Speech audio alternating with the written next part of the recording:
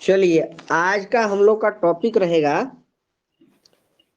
भारतीय संविधान। हम लोग पढ़ रहे हैं भारतीय संविधान का, हम मौलिक अधिकार पढ़ेंगे। मौलिक अधिकार से जितना संबंधित क्वेश्चन बनेगा from the examination point of view, इस क्लास में हम डिस्कस करेंगे। तो पहला तो क्वेश्चन मेरा यही बनता है सिंपल, पहले भी हम पढ़ाए हैं विदेशी स्रोत जब पढ़ा रहे थे संविधान के, कि ये मौलिक अधिकार जो है किस देश से लिया गया है। सभी अमेरिका आंसर से, देंगे, सिंपल क्वेश्चन है। यूएसए से, बहुत सुंदर जवाब है, यूएसए से लिया गया है, अमेरिका से लिया गया है। अच्छा, यूएसए का कोई फुल फॉर्म हमको बता दीजिए तो, यूएसए का कोई फुल फॉर्म। यूनाइटेड बहुत स्टेट बढ़िया, of America. United states of America, बहुत बढ़िया। अगर हम कहेंगे कि मौलिक अधिकार संविधान के किस भाग में है, तो ये भी पढ़ा दिए हैं। भाग 3 12 भाग से 35 3 आर्टिकल। 12 से 35। हाँ ठीक है, 12 से 35 है, भाग 3 में है, बहुत बढ़िया। ठीक है, इसको जो है भारत को जो है ये मैग्ना कार्टा कहते हैं ना, है ना, इसी को कहते हैं भाग 3 को, याद रखना। देखिए, इसमें जो है ना 6 प्रकार का अधिकार हम पढ़ते हैं। ठीक है, मौलिक अधिकार में हम 6 प्रकार का अधिकार पढ़ते हैं। अगर पहला बात हम करेंगे तो समता या समानता। कोई मेरे से क्लास में पूछ रहे थे कि समता और समानता में डिफरेंस क्या है, दोनों एक ही चीज है। ठीक है, समता कहिए समानता कहिए। ठीक है, तो समानता या समता की अगर हम बात करेंगे तो अनुच्छेद बताइए तो, कोई अनुच्छेद 14 कहां से से कहां 18, तक है। 14 से 18। बहुत सुंदर जवाब है, 14 से 18 है अनुच्छेद, ये समानता का अधिकार में। हाँ हाँ ठीक है, आई नाइस इंदर.com, ठीक है, आपका उत्तर सही है। समता या समानता का अधिकार की बात करेंगे। ये आवाज किसकी ओर से आ रहा है, म्यूट कीजिए जी माइक। कहाँ से आवाज आ रहा है। ठीक है, रिकॉर्डिंग में ये जो है कि इस प्रकार से आप नॉइज मत कीजिए। ठीक है, माइक को म्यूट रखिए आप लोग, आप सभी से रिक्वेस्ट है। तो समानता का अधिकार या समता का अधिकार की बात करेंगे तो अनुच्छेद 14 से 18 के बीच में है। स्वतंत्रता के अधिकार की बात करेंगे हम तो अनुच्छेद बताइए। 19 से 22। हाँ, अनुच्छेद 19 से 22। इंजीनियर धीरज बाबू भी आ चुके हैं, सभी लोग आप क्लास अटेंड कीजिए। ठीक है, सर एक क्वेश्चन है।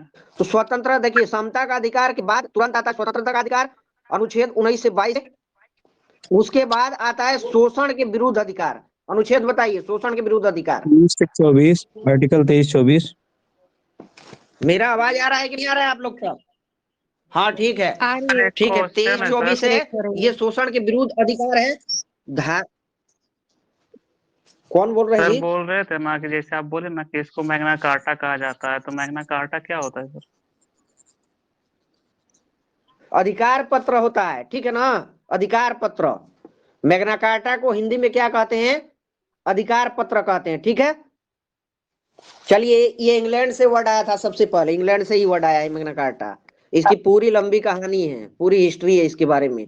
मैग्ना कार्टा जो शब्द है कैसे आया, किस प्रकार से आया, कहां से आया, कुल मिला के आप यही समझिए कि इंग्लैंड से ये शब्द आया। 1215 जो था ना, चार्टर अधिनियम, उसी से लिया गया था।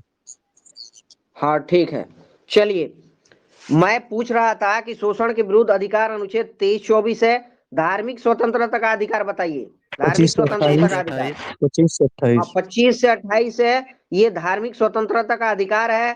संस्कृति और शिक्षा संबंधी अधिकार की बात करेंगे तो बताइए अनुच्छेद। 29-30। हाँ 29-30, बहुत बढ़िया। हाँ 29-30, ठीक है, एक मिनट, एक मिनट, चलिए ठीक है। उसके बाद इसमें छठा जो भाग है, ये संवैधानिक उपचारों का भाग है। इसका अनुच्छेद बताइए। 32 आर्टिकल। बिंदास बॉय, पीहू झा, नया जो आ रहा है बताते रहिएगा जी, प्रभाकर सिंह, पिक्के। हाँ चलिए, क्या बोले हैं, 32 बोले हैं ना जी। या ये वही आर्टिकल है जिसको डॉक्टर भीमराव अंबेडकर ने क्या कहा था, संविधान की आत्मा कहा था। आत्मा। ठीक है, हाँ, अब हम 1 बाई 1 अनुच्छेद की बात करेंगे यहां पर। तो अभी हमने बताया 14 से 18 समता का अधिकार, तो 14 में बताइए, 14 आर्टिकल में क्या है।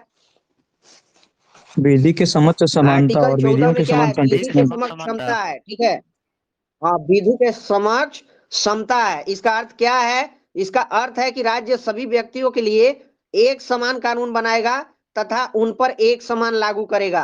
किसी के साथ भेदभाव राज्य नहीं कर सकता है, ठीक है। राज्य के सामने चाहे वो गरीब हो, चाहे अमीर हो, चाहे किसी भी जाति का हो, ठीक है, सब बराबर है। अगर हम कानून बनाएंगे तो ये नहीं कि जो है टाटा एवं बड़े बड़े कंपनियों के लिए अलग कानून होगा या किसी गरीब व्यक्ति जो झोपड़ी में रह रहा है उसके लिए अलग कानून होगा, नहीं। जितना आर्टिकल देश में होगा सब पे मौलिक अधिकार सभी को मिला है, ठीक है। विधि के समक्ष समानता, कानून के नजर में सब समान होगा, सबको न्याय मिलेगा, किसी के साथ अन्याय नहीं हो सकता है, बशर्ते कि आप न्याय के लिए अपना उचित प्रक्रिया लड़ाई कीजिए, ठीक है। लड़ाई लड़ना पड़ता है न्याय के लिए, ठीक है। चलिए उसके बाद आते हैं हम अनुच्छेद 15 पे। बताइए 15 में कोई डिफाइन कीजिए, अनुच्छेद 15 में क्या है? या ये धर्म हाँ वंश बोलिए जात बोलिए। लिंग पे है। हाँ देखिए उदय माँ, ठीक है। देखिए यहाँ पर ये चीज है, साफ यहाँ पर वर्डिंग दिया गया है कि धर्म, नस्ल, जाति, लिंग या जन्म स्थान। 1 मिनट, आई नहीं सुंदर, ठीक है। और कोई है सर अनम्यूट वाले? धर्म जाति से है, हाँ लिंग। ठीक है, देखिए, हाँ ठीक है, बोल रहे हैं। अनुच्छेद 15 में है धर्म, नस्ल, जाति, लिंग या जन्म स्थान के आधार पर भेदभाव निषेध, ठीक है। यार आवाज बंद करिए जी, पहले आवाज बंद करिए। माइक किसकी ओर से आ रहा है, म्यूट कीजिए। देखिए धर्म हो या किसी भी धर्म का हो, चाहे मुसलमान हो, चाहे हिंदू हो, चाहे क्रिश्चियन हो, जो भी हो, नस्ल या जाति किसी भी जाति का हो, ठीक है। लिंग पुरुष हो या महिला हो, ठीक है, सबके, या जन्म स्थान, जन्म स्थान कहीं हो, कोई बिहार का हो या झारखंड का हो या तमिलनाडु का हो या दिल्ली का हो, किसी के साथ जो है भेदभाव नहीं किया जाएगा इस आधार पर। इस आधार पर कि कोई मुसलमान है उसको दबा देंगे या फिर कोई क्रिश्चियन है उसको दबा देंगे, नहीं, ठीक है। मेजोरिटी हो या माइनॉरिटी हो, सबको समान अधिकार है, ठीक है। अपने देश में रहने का जो भी इसमें मूलभूत अधिकार, तो अभी हम आगे पढ़ेंगे, ठीक है। कोई सरकार भेदभाव नहीं कर सकता है, कोई कानून के नजर में भेदभाव नहीं, इसका यही मतलब है। अनुच्छेद 16 बताइए। ये आपका लोक लोक नियोजन के दिशा नियोजन। में अवसर की समानता है। बहुत सुंदर जवाब है, लोक नियोजन। हाँ देखिए लोक नियोजन जो यहाँ पर शब्द है ये सीधे सीधे गवर्नमेंट सेक्टर को यहाँ बताता है, ठीक है। लोक नियोजन जो सरकारी भर्तियां होती है ना, आप लोग एग्जाम देते हैं तो बीपीएससी का एग्जाम हो गया, एसएससी क्या हो गया, कोई पूछता है कि आप इस जाति के हैं तो आप मत भरिए, ठीक है। सबको समान अधिकार है, ठीक है। लोक नियोजन में सरकारी नौकरी में जो भी है सब समान रूप से फॉर्म भरेंगे और सबको समान रूप से नौकरी दिया जाएगा, कोई भेदभाव नहीं है। आरक्षण जो है ना, ये इसमें हमको लगता है थोड़ा सा आरक्षित इसमें भी किया है ना, ठीक है। आरक्षण तो है ही, लेकिन चलिए 16 अनुच्छेद कहता है कि लोक नियोजन के विषय में अवसर की समानता है, सबको समान रूप से है दिया जाएगा। लेकिन इसमें भी कुछ आर्टिकल्स हैं, ठीक है ना, जो स्पेसिफिक कैटेगरीज के लिए रिजर्व किया गया है। तो ये बात हम यहाँ पे कहेंगे, दोहराएंगे, ठीक है ना। देखिए राज्य के अधीन किसी पद पर नियोजित या नियुक्ति से संबंधित विषयों में सभी नागरिकों लिए अवसर की समानता, अनुसूचित जाति, अनुसूचित जनजाति एवं पिछड़ा वर्ग, ये अपवाद है, याद रखिएगा। हम बोले नहीं अभी कि इसमें भी तो अलग से रिजर्वेशन है ही, तो ये अपवाद में है, हर एक चीज का सर अपवाद है। 16 का जैसे हम 4 मेटल में है। पढ़ते हैं, नॉन मेटल पढ़ते हैं। क्या बोल रहे हैं जी? बोले हैं कि सर आप जो बोल रहे हैं ना, वो पिछड़े वर्ग जो वर्गों को आरक्षण प्रदान किया गया है, वो 16 का 4 में किया गया है। हाँ हाँ अपवाद में है, हाँ अपवाद में है, हाँ, ठीक कह रहे हैं, वो अपवाद में है। जैसे अगर हम मेटल में कहेंगे तो मेटल में अपवाद क्या है? मेटल मतलब धातु, अंग्रेजी में बोल दिए, ठीक है। चलिए अनुच्छेद 17 बताइए, सिंपल है। अनुच्छेद 17 अस्पृश्यता अस्पृश्यता है, का अंत। बहुत अनटचबिलिटी। बढ़िया, अस्पृश्यता का अंत है, ठीक है। अस्पृश्यता के उन्मूलन के लिए इसे दंडनीय अपराध घोषित किया गया है, ठीक है ना। अस्पृश्यता, कोई भी जो है एससी एसटी वर्ग के व्यक्ति को आप कुछ बोल नहीं सकते हैं, ठीक है, यही आर्टिकल है। अस्पृश्यता का अंत कर दिया गया है भारत से, सब समान है, चाहे कोई भी जाति से हो, सब बराबर है, ठीक है। यही हम समानता का अधिकार में जितना भी ये आर्टिकल है, चाहे 14, 15, 16, 17, 18, जितना भी 18 तक जो है ना, ये समानता का ही बात करेंगे कहीं ना कहीं, याद रखिएगा। चलिए अनुच्छेद 18 बताइए। उपाधियों का अंत। उपाधियों का अंत, देखिए हम समझा देते। उपाधियों का अंत यहाँ पर क्यों? पहले के राजा महाराजा क्या थे? देखिए, राजा का उपाधि किसी को दे दिया, ठीक है। किसी पहले राजा महाराजा बड़े बड़े जो होते थे, क्या होते थे? बड़ा बड़ा अपना नाम रख लेते थे, महाराजा धीराज, बहुत कुछ। तो ये सब अंत है। लेकिन इसमें भी जो है, देखिए यहाँ पर क्या है, यहाँ पर एक बात लिखा है, देखिए सेना में जो है ना मेजर, ये सब रख सकते हैं, सेना वाले हो गया, या विद्या संबंधी सम्मान के लिए सिवाय कहा है, ठीक है ना। यहाँ पे ये लोग अपवाद हैं, सेना वाले अपवाद हैं, ठीक है। भारत का कोई नागरिक किसी अन्य देश से बिना राष्ट्रपति की आज्ञा के कोई उपाधि स्वीकार नहीं कर सकता, ठीक है। तो अगर किसी को उपाधि स्वीकार करना भी है विदेश से, तो उसके लिए जो है ना राष्ट्रपति की अनुमति लेना पड़ेगा। ये सीधे सीधे नाम के आगे जो लिखा देते ना बड़ा बड़ा, वही चीज है और कुछ नहीं है। आज के डेट में देखते हैं, हाँ डॉक्टर भी हैं, डॉक्टर आप अपना आगे डॉक्टर लगा सकते हैं, डॉक्टर है तो डॉक्टर लगाएंगे, इंजीनियर लगाएंगे, ठीक है। और उसके बाद यहाँ पर जो है सेना वाले जो मेजर है, लेफ्टिनेंट है, सब अपना आगे लगा सकते हैं, उसमें कोई दिक्कत नहीं है। आगे चलते हैं हम। देखिए इसमें भी जो अपवाद है कि भारत सरकार द्वारा भारत रत्न, पद्म विभूषण, पद्म भूषण, पद्म श्री एवं सेना द्वारा परमवीर चक्र, महावीर चक्र, वीर चक्र आदि पुरस्कार अनुच्छेद 18 के तहत ही दिए जाते हैं। ये पुरस्कार याद रखिएगा, क्वेश्चन यहाँ से आया है, बहुत बार आया है, ठीक है। अनुच्छेद 18 के तहत ये सब पुरस्कार दिया जाता है, ठीक है। तो यहाँ पर समता का अधिकार जो है ये कंप्लीट होता है। इंपोर्टेंट आर्टिकल्स आपको याद रखना है। 14 क्या है? विधि के समक्ष क्षमता, शॉर्ट में याद रखिए। अनुच्छेद 15 कहेंगे धर्म, नस्ल, जाति, लिंग या जन्म स्थान के आधार पर भेदभाव नहीं, ठीक है। अनुच्छेद 16 कहेंगे लोक नियोजन या सरकारी नियोजन में जो है अवसर की समानता है। अनुच्छेद 17 स्पेशता का अंत हो गया। अनुच्छेद 18 उपाधि का अंत, ठीक है। अगर ये शॉर्ट टाइटल आप याद रखिएगा तो पूरा याद आ जाएगा, ठीक है।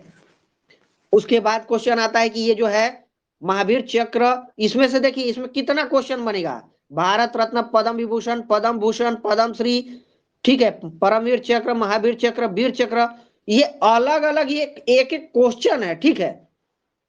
और एग्जाम में ऐसे ही आता है, सीधे भारत रत्न नहीं आएगा, वीर चक्र आ जाएगा कि वीर चक्र जो है किस आर्टिकल के तहत दिया जाता है। तो आर्टिकल 18 लिखना है आपको, ठीक है। Is that clear to you? चलते हैं आगे। अगला जो हमारा है स्वतंत्रता का अधिकार है, और हम बताए हैं ये 19 से 22 के बीच में। एम सैनी आ चुके हैं और कोई है ना, ठीक है।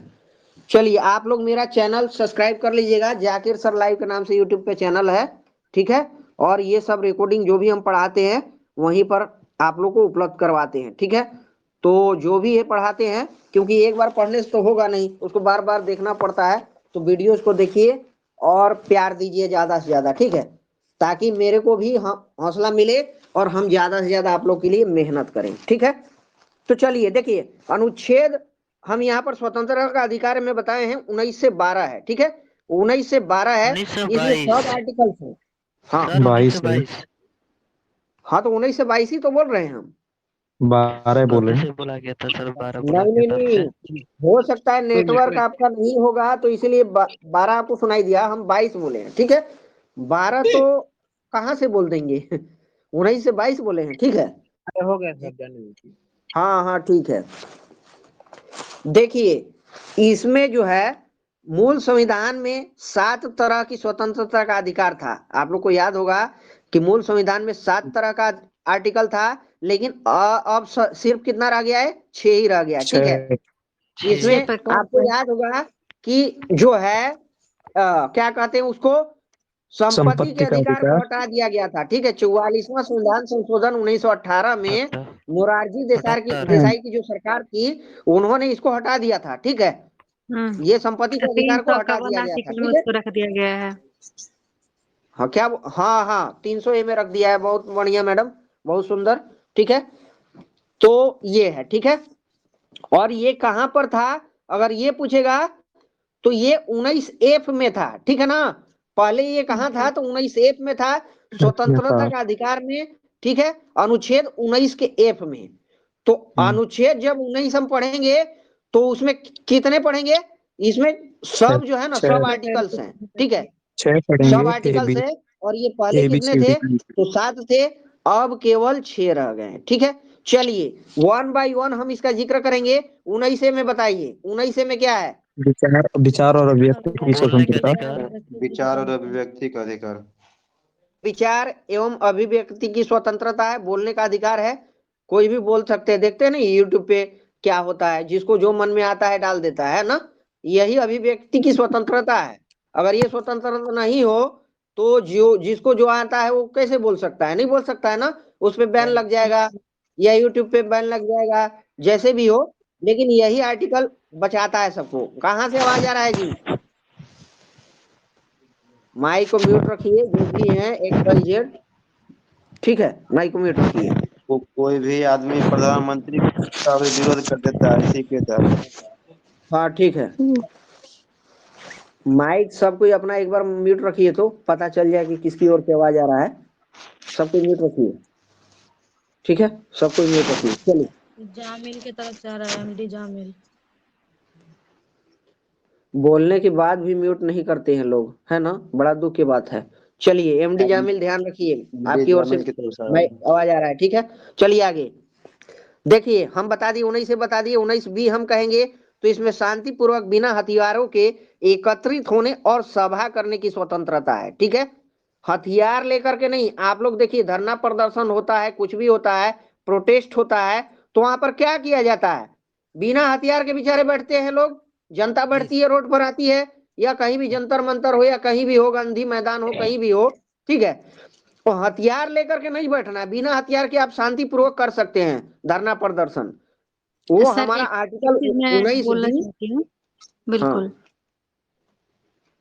हाँ इसमें हम देखिए, शांतिपूर्वक बिना वेपन्स का यानी कि बिना हथियार का कर सकते हैं। तो एक अनुच्छेद आपको ये भी इजाजत देता है, जैसे सिख में कृपान धारण करता है, जो छोटा वाला तलवार होता है जिसको खंजर बोलते जो हैं। धार्मिक जो हाँ, वो ठीक धार्मिक कह रही है, धार्मिक से है ना, अपवाद है, मैम, वो अनुमत है। वो अपवाद है। वो अनुच्छेद 25 के अनुसार आता है, जिसमें आप कृपान धारण कर सकते हैं। सिखों को ये हाँ फ्रीडम बहुत है। बढ़िया सिखों का मैडम ही बताई है, है, सही बाकी बात लोगों कह को रही नहीं है। है। हाँ ठीक है, बाकी लोग को नहीं है, वो धार्मिक बात आ जाता है, इसलिए उनको छूट दिया गया, अपवाद है, ठीक है ना। सही बोलिए, बिल्कुल सही बोलिए। चलिए आगे चलते हैं। अनुच्छेद 19C में संघ बनाने की स्वतंत्रता है, आप यूनियन का निर्माण कर सकते हैं, ठीक है। इसी आर्टिकल के तहत देखिए, किसान आंदोलन में किसान अलग अलग यूनियन है, ठीक है, अलग अलग यूनियन, हर जगह यूनियन है। कोई कंपनी जाइए, कोई फैक्ट्री जाइए, कोई भी सरकारी दफ्तर में यूनियन बाजी तो होता ही है ना, तो वही है ये, यूनियन बना सकते हैं, संघ बनाने की स्वतंत्रता है 19C में, याद रखिएगा, बहुत इंपोर्टेंट क्वेश्चन है ये। 19D की हम बात करेंगे तो देश के किसी भी क्षेत्र में आवागमन की स्वतंत्रता, हम लोग घूम सकते हैं, ठीक है। अगर आप यहाँ से बांग्लादेश जाइएगा तो वीजा की जरूरत पड़ जाएगी, ठीक है ना। और कहीं ना कहीं यहाँ से अगर नेपाल जाइएगा, वहां भी आधार कार्ड बॉर्डर पे मांगते, याद रखिएगा। लेकिन अगर वहां से आप बॉम्बे जाइएगा या तमिलनाडु जाइएगा, कोई आपसे कुछ मांगेगा नहीं, ठीक है। हाँ, कोरोना काल में हर चीज मांगा जाता था, ठीक है ना, अलग बात है। चलिए, कोरोना काल में तो हर चीज मांगा जाता था, ठीक है। देखिए अनुच्छेद 19D है, कहीं भी हम घूम सकते हैं, ठीक है, पूरब पश्चिम उत्तर दक्षिण, ठीक है। इधर जम्मू कश्मीर से लेकर के हम जो है कि तमिलनाडु तक जा सकते हैं, गुजरात से लेकर के जो अरुणाचल प्रदेश बॉर्डर तक, ठीक है। चलिए 19E में बताइए क्या है, 19E में। इसमें आप भारत के किसी व्यापार भाग में करने आप का। निवास कर सकते हैं, बस सकते हैं। हाँ ठीक है, बहुत बढ़िया। देखिए पहले ये अपवाद में था जम्मू कश्मीर, ठीक है, लेकिन अब हटा दिया गया है, ठीक है। 35A शायद आर्टिकल था इसका, मणिकर्णिका मैडम सही है ना। हाँ सही है, 35 हाँ, है। 35A आर्टिकल को हटा दिया गया है, ठीक है। अब अपवाद को खत्म कर दिया है, वहां भी आप रह सकते हैं, बस सकते हैं, घर बना सकते हैं, कोई टेंशन नहीं है, ठीक है। तो ये 19E में लिखा है कि देश के किसी भी क्षेत्र में निवास करने और बसने की स्वतंत्रता है। अगर हम अनुच्छेद 19G की बात करेंगे तो कोई भी व्यापार एवं जीविका चलाने की स्वतंत्रता है। रोड पे लेकर के बैठ जाते हैं रेडी में, ठीक है ना, देखते हैं ना, कोई फुटपाथ पे बैठ के कोई जो है सब्जी बेच रहा है, तो कोई जिसको जो आता है वो बेच रहा है, ठीक है, गली में घूम के बेच रहा है। सर अभी रोड पे कंबल ज्यादा बिकते हैं। हाँ, अभी कंबल रोड पे ज्यादा बिकता है, स्वेटर बिकता है, उसके बाद जैकेट भी बिक रहा है, ठीक है, जूता बिक रहा है। तो ये सब इसी आर्टिकल के तहत है। 19 जी, कोई भी व्यापार आजीविका चलाने के लिए स्वतंत्रता है। आप लोगों को ये भी पता होगा कि काम पाने का भी जो है अधिकार है, ठीक है ना। अगर किसी को नौकरी नहीं मिल रहा है तो उसको नौकरी पाने का अधिकार है, वो सरकार से लड़ सकता है कि हमको नौकरी दो। एम्प्लॉयमेंट एक्सचेंज इसलिए तो बनाया गया है, ठीक है, एम्प्लॉयमेंट एक्सचेंज हो गया। डिफरेंट डिफरेंट समय पे आप देखते हैं बेरोजगारी के लिए जो है सरकार कहीं ना कहीं क्या कर रही है, वैकेंसी निकाल रही है। अभी बेरोजगारी भत्ता भी मिल रहा है, ठीक है, थोड़ा। तो ये सब इसी के कारण है। काम पाने का अधिकार है, हर किसी को है देश में, ठीक है। तो ये यहाँ पर जो स्वतंत्रता का अधिकार में 19 आर्टिकल था, ये खत्म हो गया है। हमको लगता है बहुत बेस्ट तरीका से आप लोग को समझाए हैं, इससे बेस्ट नहीं हो सकता है, ठीक है, शॉर्ट टाइम में, ठीक है। चलिए आगे चलते हैं, अनुच्छेद 20 की बात करेंगे हम। अनुच्छेद 20 की जब बात करेंगे तो इसमें आता है, बताइए कोई अनुच्छेद 20 के बारे में कुछ बताइए। अपराधों के लिए सिटी के संबंध में संरक्षण। हाँ, अपराधों के लिए दोष सिद्धि के संबंध में संरक्षण है। देखिए इसके तहत 3 प्रकार की स्वतंत्रता का वर्णन है यहाँ पर। किसी भी व्यक्ति को एक अपराध के लिए सिर्फ एक बार ही सजा होगा, ठीक है, सिर्फ एक बार, एक अपराध के लिए। मतलब ये हुआ कि अगर सिविल कोर्ट में किसी को 3 साल सजा हो गया इसी अपराध के लिए, फिर आगे दोबारा नहीं होगा, 2 बार नहीं हो सकता है, ठीक है ना। मतलब 3-3 करके 6 नहीं होगा। वो वाला केस आप लोग देखे होंगे, क्या नाम है उनका, जो हरियाणा के वो थे। चलिए कोई बात नहीं, आगे चलते हैं, कभी याद आएगा तो बता देंगे, ठीक है। तो देखिए दूसरा इसमें जो है, अपराध करने के समय जो कानून है उसी के तहत सजा मिलेगा, ना कि पहले और बाद में बनने वाले कानून के तहत। उस पर वही कानून लागू होगा जो उस समय था, ठीक है। किसी भी व्यक्ति को स्वयं के विरुद्ध न्यायालय में गवाही देने के लिए बाध्य नहीं किया जाएगा। मतलब ये हुआ तीसरा जो इसमें ऑप्शन है, विवेक आ चुके हैं, ठीक है, कि जो है किसी को मान लीजिए आपके जो है खिलाफ अपराध, आप अपराध किए हैं, तो आपको जो है दबाव नहीं दिया जा सकता है न्यायालय में आप ही के खिलाफ। लेकिन देखिए बात यह है कि कोई भी अपराध करे, देखिए अपराध करना बहुत जुर्म है, अपराध तो करना ही नहीं है। अगर देखिए अपराध आप कर भी देते हैं तो उसको स्वीकार करना भी चाहिए, ठीक है। हम तो यही देंगे कि अपराध करना ही नहीं है, लेकिन कर लिए हैं तो उसको स्वीकार भी करना सीखना है। दिल बहुत बड़ा आदमी का होता है, ठीक है। उससे भगत सिंह तो सामने आप लोग देखे थे क्या किए थे, अपराध किए तो सामने से बोल दिए कि ठीक है हमको फांसी दे दो, हंसते हंसते झूल गए। तो ये नहीं कि सीना चौड़ा करके किसी को मार देना है, पीट देना है, और फिर जाके कोर्ट में कहना है, थाना में कहना है कि नहीं हम तो मारे ही नहीं है। उस प्रकार का अपराध नहीं है, वो गलत चीज है, ठीक है। पहले तो किसी को मारना पीटना ही नहीं है, ना 2 नंबर का कोई काम करना है, कानून को पालन करते हुए चलना है, ठीक है। लाइफ बढ़िया गुजरेगा, बिना कानून के कुछ नहीं है, ठीक है। कानून आपको प्रोटेक्शन देता है, इसलिए उसको फॉलो करना है, हर हाल में कानून फॉलो होना चाहिए, ठीक है। सरकारी नौकरी का तैयारी कर रहे हैं हम लोग, ठीक है, तो आगे जाकर के भी क्या करना है, कानून को फॉलो ही करना है घुमा फिरा के, ठीक है। समझ में आ रहा है कि नहीं आ रहा है मेरा बात? अभिषेक कुमार सिंह आ रहा है सर। हाँ, तो रिप्लाई करना है थोड़ा बहुत। आप लोग मेरा यूट्यूब पे चैनल है जाकिर सर लाइव के नाम से, उसको आप लोग जो है सब्सक्राइब कर लीजिए, और ये रिकॉर्डिंग वहीं मिलेगा। तो ज्यादा से ज्यादा आप लोग को सुनना है, ठीक है, और देखना है। ये नहीं कि यहाँ पे पढ़ा दिए और रिवीजन नहीं करिएगा तो कुछ फायदा नहीं पढ़ने का, ठीक है। 2 बार देखिए, 10 बार देखिए, जितना बार आप लोग को, ठीक है। कहीं ना कहीं आप लोग मेरे से जुड़े हैं तो मेरा भी अधिकार है आप लोग पे, ठीक है, इसलिए हम बार बार कहते हैं, ठीक है। गायत्री भी आ चुकी हैं, राम गुप्ता, आनंद कुमार, चलिए ठीक है, ये हो गया। देखिए प्रेस की स्वतंत्रता की जब हम बात करते हैं तो किस अनुच्छेद में प्रेस की स्वतंत्रता? 19 के में 19 के में ही है, ठीक है ना। चौथा पिलर कहते हैं ना प्रेस को, चौथा पिलर, ठीक है। जी। चलिए ये हम अनुच्छेद 20 बता दिए आपको, इसमें 3 तरह का है, ठीक है। अनुच्छेद 21 की कहेंगे बात तो प्राण एवं दैहिक स्वतंत्रता का संरक्षण है, ठीक है। प्राण एवं दैहिक स्वतंत्रता का इसमें संरक्षण है। 21 में किसी व्यक्ति को विधि द्वारा स्थापित प्रक्रिया के अतिरिक्त उसके जीवन और व्यक्तिक स्वतंत्रता के अधिकार से वंचित नहीं किया जा सकता, ठीक है। यही है प्राण एवं दैहिक स्वतंत्रता का अधिकार है, ठीक है ना। सर 21 का ये है कि 21 और 22 अनुच्छेद जो है, ठीक है, सॉरी 20 और 21 जो अनुच्छेद है वो किसी भी कंडीशन में इमरजेंसी लगने पे भी खत्म नहीं होता है, मतलब निलंबित नहीं वो होता तो है। नहीं होगा, वही तो है। हाँ सही, बिल्कुल सही बताइए आप। ये इमरजेंसी में ये खत्म नहीं होगा, ये क्वेश्चन भी आता है, ठीक है, कि आर्टिकल कौन जो इमरजेंसी में कौन सा आर्टिकल जो है समाप्त नहीं किया जाता है या इस पर जो बैन नहीं लगाया जाता, तो यही है अनुच्छेद 20 और 21, ठीक है। किसी भी अपराध में जो है सॉरी किसी भी इमरजेंसी में इसको खत्म नहीं किया जाएगा, ठीक है ना। बाकी सब निलंबित हो जाते हैं, ये निलंबित नहीं होता है। ये दोनों बहुत बढ़िया। चलते हैं आगे।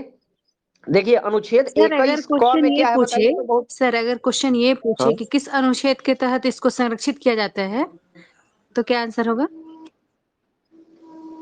किस अनुच्छेद के तहत संरक्षित किया जाता है मतलब कि नहीं हटाने का प्रावधान है। बता दीजिए मैडम, आप ही बता दीजिए।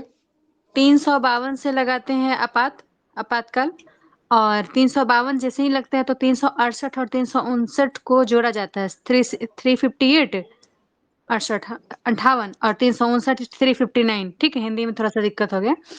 हाँ देखिए जी, याद 358 में कर लीजिए 358 और 359 आर्टिकल है ना, उसी में ये प्रावधान है, सही बता रही है मैडम। 352 में आपातकाल लगाया जाता है, और 358 के तहत ये होता है कि जो आपका 19 में 6 प्रकार की स्वतंत्रता है उसको खत्म कर दिया जाता है, मतलब वो निलंबित हो जाता है। और 359 के तहत है कि 20 और 21 किसी भी दशा में खत्म नहीं होगा, निलंबित नहीं किया जाता है। सही बात है। चलिए 21 क बताइए जी, 21 क। शिक्षा का वही अधिकार, एजुकेशन, शिक्षा, 86वां राइट संविधान टू संशोधन 2002 के तहत। Right to education. हाँ ठीक है, 2002 में 6 इसको से लागू किया था। 14 राज्य वर्ष का 6 बच्चा से है। 14 वर्ष की आयु के समस्त बच्चों को हाँ निःशुल्क अनिवार्य शिक्षा उपलब्ध कराएगा, ठीक है। 86वां संविधान संशोधन 2002 के तहत इसको जोड़ा गया 21 क। ये भी मौलिक अधिकार बन गया, शिक्षा का अधिकार, ठीक है। सबको शिक्षा देना है, और नहीं तो पुलिस भी पकड़ के आपको ले जा सकती है, ठीक है ना। किसी को शिक्षा से वंचित नहीं किया जा सकता है। प्राइमरी शिक्षा 6 से 14 साल के बच्चों को ही यहाँ पर जिक्र है, ठीक है। तो इसका मतलब हायर स्टडीज के लिए जिक्र नहीं है, लेकिन प्राइमरी शिक्षा तो देना ही देना है, ये बात यहाँ पर स्पष्ट लिखा है। चलिए अनुच्छेद 22 में लिखा है, क्या लिखा है कोई बताइए अनुच्छेद 22। कुछ दशाओं में गिरफ्तारी एवं निरोध का संरक्षण। हाँ ठीक है, पीयूष यादव, एक मिनट, कौन नया है जी। हाँ ठीक है, देखिए अनुच्छेद 22 है कुछ दशाओं में गिरफ्तारी और निरोध में संरक्षण है, सही है। चलते हैं हम आगे की ओर। देखिए ये सब जो पोटा वगैरह है ना, सब इसमें दुनिया भर का एक पढ़ने को मिलेगा। तो ये जो 22 आर्टिकल को आप खूब बढ़िया से पढ़िएगा, ठीक है। तो इसको हम पूरा एक्सप्लेन नहीं कर रहे हैं, ठीक है। आप लोग को from the examination point of view जो क्वेश्चंस बनेंगे उसको डिस्कस कर रहे हैं। चलिए, शोषण के विरुद्ध अधिकार जो है किस आर्टिकल में है, कहाँ से कहाँ है शोषण के विरुद्ध अधिकार। 23, 24, 23, 23, 24, ठीक है। हाँ अनुच्छेद 23, 24, देखिए अनुच्छेद 23 में है, कहाँ से चू चू आवाज आ रहा है जी। माइक को म्यूट रखिए, तो माइक को म्यूट रखिए। चलिए अनुच्छेद 23 है मानव के दुर्व्यवहार और बलात् श्रम का प्रतिषेध है, ठीक है। बलात् का मतलब क्या होता है, शोषण नहीं करना है, ठीक है ना। मानव का दुर्व्यापार भी नहीं करना है, शोषण नहीं करना है। कोई किसी मानव आदमी को जो है क्या होगा, मानव का जो जोखिम है ना व्यापार नहीं किया जा सकता है, ठीक है ना। जोखिम याद भरे रखना, कारखानों में रिश्वत मानव लिया का गया। अरे व्यापार नहीं किया जा श्रम सकता है। मतलब कि आप श्रम करवा लिए और उसका जो है जो पेमेंट नहीं है वो नहीं दे रहे, उतना नहीं दे रहे हैं, ठीक है, या और फिर मैं जोखिम हाँ, जोखिम बलात् जोखिम श्रम निषेध है। कहने का मतलब ये है कि जबरदस्ती आप किसी को काम नहीं करा सकते हैं, ठीक है। अगर काम कराइएगा तो वो तो पैसा देना ही है, वो बात अलग है, ठीक है। लेकिन जबरदस्ती काम नहीं करा। मान लीजिए किसी का, आपका बिल्डिंग जो आप घर बना रहे हैं, घर बनाने का किसी का इच्छा ही नहीं है और उसको आप जबरदस्ती काम करवा रहे हैं और ऊपर से पैसा भी नहीं दे रहे हैं, ठीक है। तो पहली बात तो ये है कि पैसा नहीं दीजिएगा तो वो करेगा ही नहीं। लेकिन जबरदस्ती आप करवाइएगा वो गलत है, ठीक है। जबरदस्ती नहीं करवाना है किसी काम से। कुल मिला करके अपना राजी खुशी से अगर कोई काम करता है तभी उससे करवाइए, नहीं तो मत करवाइए, ठीक है। देखिए, जरूरत पड़ने पर यहाँ पर अपवाद है कि राष्ट्रीय सेवा करने के लिए बाध्य किया जा सकता है, ठीक है। आवाज कहाँ से आ रहा है? आवाज कहाँ से आ रहा है? बार बार हम कह रहे हैं, आनंद भैया के साइड से। आवाज को म्यूट रखिए। आनंद, आनंद, अच्छा, रहने दीजिए, म्यूट लगा लिए, चलिए रहने देखिए, दीजिए, म्यूट लगा लिए वो। ठीक है, कोई बात नहीं, हट जाएंगे। चलिए आगे चलते हैं। कहाँ से आवाज आ रहा है जी? उदयन माँ से आ रहा था, जहाँ से आ रहा है आप वहाँ देख ही नहीं रहे हैं।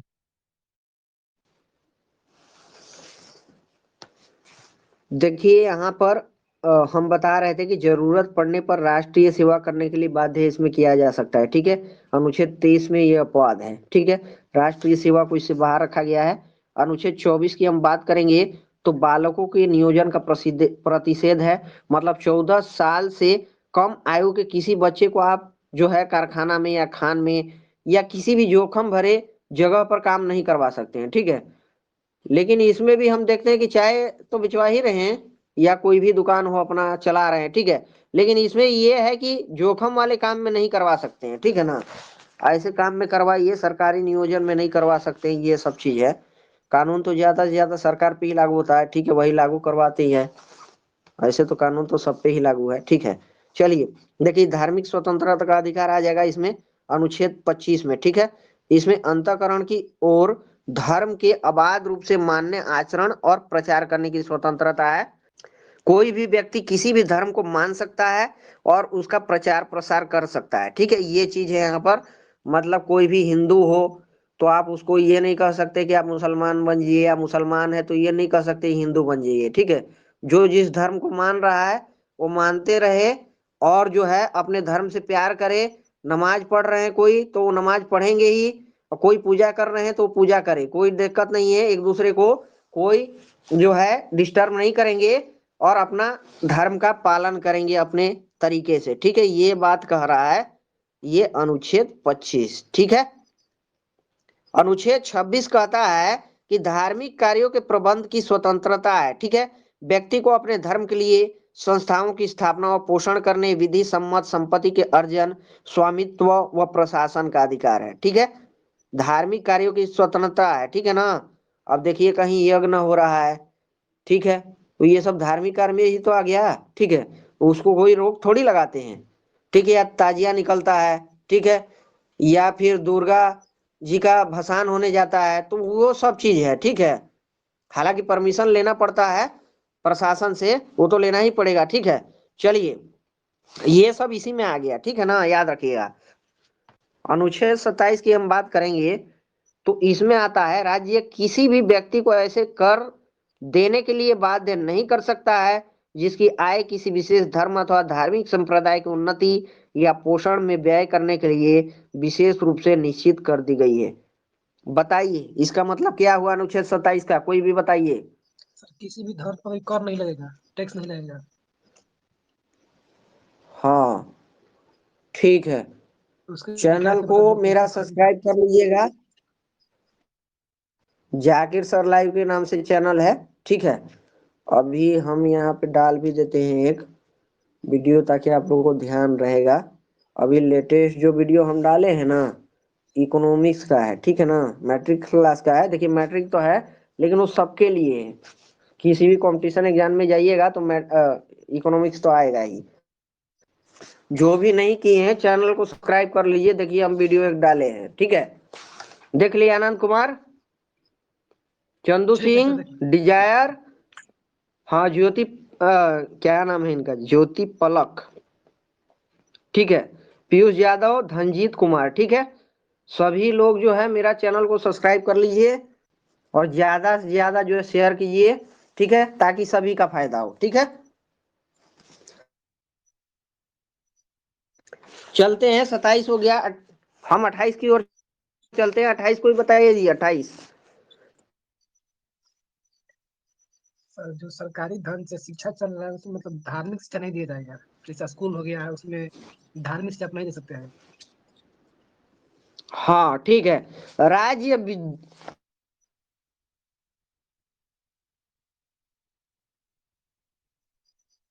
थोड़ा उनको खांसी हो गया है ना, इसीलिए थोड़ा परेशानी हो रहा है। चलिए कोई बात नहीं है। देखिए अनुच्छेद 28 में कहता है कि राज्य विधि से पूर्णतः पोषित किसी शिक्षा संस्था में कोई धार्मिक शिक्षा नहीं दी जाएगी। ऐसे शिक्षण संस्थान अपने विद्यार्थियों को किसी धार्मिक अनुष्ठान में भाग लेने या किसी धर्मोपदेश को बलात् सुनने हेतु बाध्य नहीं कर सकते हैं, ठीक है। राज्य विधि से पूर्णतः पोषित किसी शिक्षा संस्था में, समझ में आ गया ना, कोई धार्मिक शिक्षा नहीं दी जाएगी। राज्य पोषित है, ठीक है ना, सरकार अगर जो चला रहा है उसकी बात ये हो रहा है, ठीक है ना, उसमें धार्मिक शिक्षा नहीं दिया जा सकता, ठीक है। अगला जो है यहाँ पर, अगला कौन सा भाग है, संस्कृति एवं शिक्षा संबंधी है ना। 29। हाँ 29-30, ठीक है, संस्कृति एवं शिक्षा संबंधी 29-30 है। अनुच्छेद 29 कहता है ये अल्पसंख्यक वर्ग के हित का संरक्षण करता है, ठीक है। यहाँ पर कोई भी अल्पसंख्यक वर्ग अपनी भाषा, लिपि और संस्कृति को सुरक्षित रख सकता है और केवल भाषा, जाति, धर्म और संस्कृति के आधार पर उसे किसी भी सरकारी शैक्षिक संस्था में प्रवेश से नहीं रोका जाएगा, याद रखिएगा यहाँ पर, ठीक है ना। फिर से एक बार दोहरा रहे हैं, again I am telling you, अनुच्छेद 29 कहता है अल्पसंख्यक वर्गों के हितों का संरक्षण करता है। कोई भी अल्पसंख्यक वर्ग अपनी भाषा, लिपि और संस्कृति को सुरक्षित रख सकता है और केवल भाषा, जाति, धर्म और संस्कृति के आधार पर उसे किसी भी सरकारी शैक्षिक संस्था में प्रवेश से नहीं रोका जाएगा। हमको कोई बताइए अल्पसंख्यक वर्ग में कौन कौन सी जाति आती है, मतलब कौन कौन से धर्म आते हैं। मुस्लिम, सिख, ईसाई, बौद्ध, जैन, पारसी। हाँ ठीक है, हिंदू धर्म को कुल मिला के, हिंदू धर्म को छोड़ के सभी धर्म आते हैं, अल्पसंख्यक है, ठीक है। मुसलमान हो गया, सिख, ईसाई, जैन, जितने भी हैं, ठीक है, अल्पसंख्यक वर्ग हैं। अल्पसंख्यक वर्ग देखिए, एक होता है बहुसंख्यक, एक होता है अल्पसंख्यक। तो बहुसंख्यक तो हिंदू है, ठीक है, हिंदू धर्म में बहुसंख्यक, अल्पसंख्यक बाकी सब तो अल्पसंख्यक है। तो कहीं बहुसंख्यक अल्पसंख्यक पर हावी ना बने, कहीं ना कहीं इस बात को ध्यान में रखते हुए इस जो है अनुच्छेद का क्रिएशन हुआ है, ठीक है ना, कि वो अपनी जो है अल्पसंख्यक जो है अपनी धर्म की रक्षा कर सकते हैं, ठीक है। मुसलमान है तो नमाज पढ़ेगा ही, रोजा रखेगा ही, ठीक है, अजान देगा ही। उसके बाद अगर क्रिश्चियन है तो आप लोग देखते हैं कि चर्च में जाके पूजा करेगा ही, ठीक है। उसके बाद जो है सिख हैं, वो अपने जो है गुरु ग्रंथ साहिब को फॉलो करेंगे ही, ठीक है। तो ये सब छोटे छोटे धर्म हैं हिंदू धर्म की अपेक्षा, ठीक है। तो इनकी रक्षा होनी चाहिए और इन पर कोई दबाव नहीं दे सकता है। आप किसी मुसलमान को ये नहीं कह सकते कि वो नमाज मत पढ़, रोजा मत रखो, ठीक है, वो रखेगा, मुसलमान है तो रखेगा, उसका अधिकार है, ठीक है। यही अनुच्छेद 29 कहता है। अगर कोई क्रिश्चियन है वो गुरुद्वारा में, सॉरी चर्च में तो जाएगा ही, कोई सिख है तो गुरुद्वारा में जाएगा, उसको आप रोक नहीं सकते हैं, ठीक है। तो यही अधिकार मिला है। इतना क्लियर कोई नहीं बताएगा जितना क्लियर हम बता रहे हैं, ठीक है। तो पूरा एक्सप्लेन करके बता रहे हैं, ठीक है। देखिए वही जो बात हम बताए हैं, यही बात यहाँ पर लिखा है कि वर्तमान में 6 समुदाय, मुस्लिम, पारसी, ईसाई, सिख, बौद्ध, जैन को अल्पसंख्यक वर्ग का दर्जा प्रदान किया गया। अल्पसंख्यक समुदाय के विकास का समुचित आधार प्रदान करने के लिए 2005 में तत्कालीन केंद्र सरकार के द्वारा प्रधानमंत्री का 15 सूत्रीय कार्यक्रम प्रारंभ किया गया था, ठीक है। अनुच्छेद 30 की हम बात करेंगे तो शिक्षा संस्थाओं की स्थापना और प्रशासन करने का अल्पसंख्यक वर्गों का अधिकार है, ठीक है। शिक्षा संस्थाओं की स्थापना और प्रशासन करने का अल्पसंख्यक वर्गों का अधिकार है। कोई भी अल्पसंख्यक वर्ग अपनी पसंद का शैक्षणिक संस्था चला सकता है और सरकार उसे अनुदान देने में किसी भी तरह का ही भेदभाव नहीं करेगी। आप लोग देखते हैं ना, संस्था चलाते हैं ना, प्राइवेट संस्था भी है, प्राइवेट स्कूल होता है ना, जी सर। वही है। कितना संस्था चलाता है अपना अपना जो है कोई प्राइवेट तो संस्था बराबर चलता है, ठीक है। तो वही चीज ये कह रहा है, ठीक है। अनुच्छेद 32 उसके बाद जो है हर कोई जानता है संवैधानिक उपचारों का अधिकार है, ठीक है। अब बाबा भीमराव अंबेडकर जो है इसको क्या बोले हैं? संविधान का संविधान आत्मा की है। आत्मा, आत्मा संविधान की आत्मा, ठीक है। तो यहाँ पर ये चैप्टर हमारा कंप्लीट हो रहा है, मौलिक अधिकार, ठीक है।